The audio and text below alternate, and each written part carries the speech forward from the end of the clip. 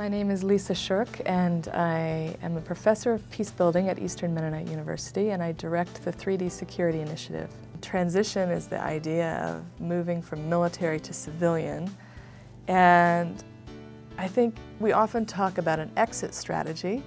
but we also need to talk about an entry strategy. And really the transition should be seen as sort of the whole spectrum of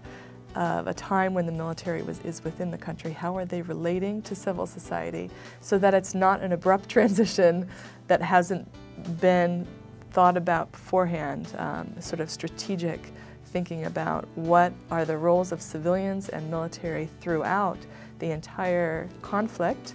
and making sure that civilians are in at the very beginning, because they need to be there at the beginning as they're planning in order to really have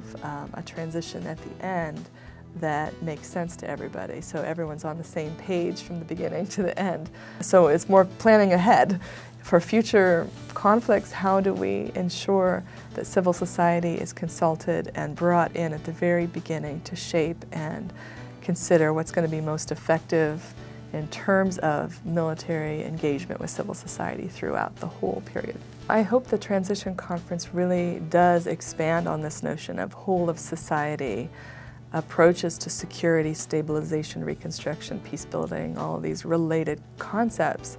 And I'm hoping this conference can lay out a broader roadmap of a whole of society approach that looks at many different actors, religious groups, ethnic groups, business leaders, academics, the media. There are so many people within Afghanistan and Iraq who are not civilian government or civilian or military who are looking at trying to make things better, and their energy and their resources are not all sort of coherent at this point. There's no communication even between a lot of these different actors. So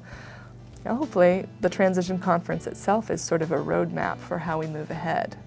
more forward-looking. I think it's really important as an NGO to attend military conferences, to learn the language and learn the issues and concerns so we can actually better articulate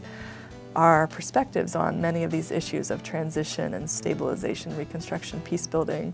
You know, NGOs, in order to be effective in their work, are always interfacing on the ground with the military. And so it's important to be able to talk the same language, understand the different terminology,